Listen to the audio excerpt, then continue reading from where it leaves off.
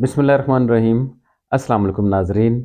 आजकल का मौसम बड़ा खुशगवार सा है, ना बहुत सर्दी है ना बहुत गर्मी है।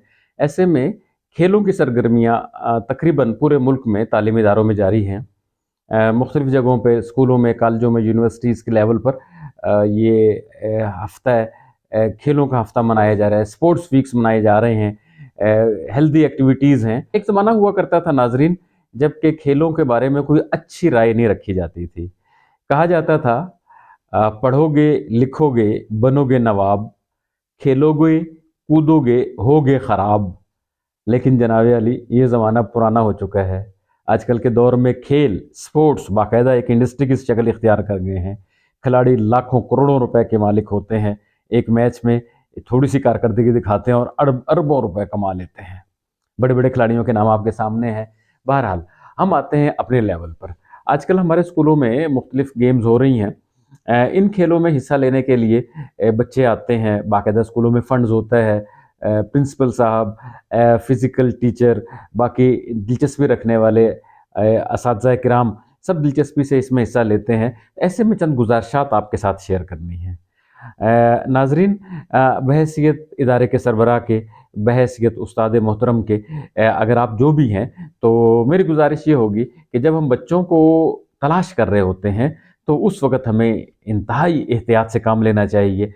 वही बच्चे मुंतखब करने चाहिए जिनमें टैलेंट हो, और ऐसा भी नहीं करना चाहिए कि एक बच्चे में टैलेंट तो है, हमें नज़र आ रहा है, लेकिन हम अपनी पसंद नापसंद या किसी और वजह से उस बच्चे को महरूम कर दें, तो हम उसकी ज़िंदगी में एक गोल्डन चांस होता है ये, कि ये चांस हम मिस करने वाले बन जाए। ऐसा नहीं होना चाहिए।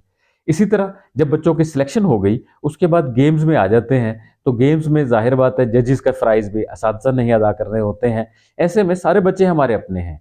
पाकिस्तान में जो 2.5 करोड़ से ज़्यादा बच्चे स्कूलों से बाहर हैं, वो भी हमारे अपने हैं, उनके बारे में भी हमने फ़िक्र करना है। लेकिन इस वक़्त जब हम ग्राउंड में हैं और बहस के जज के या रेफरी की हमारी ज़िम्मेदारी बनती है, तो हम इंसाफ़ के मुताबिक फ़ैसला करें।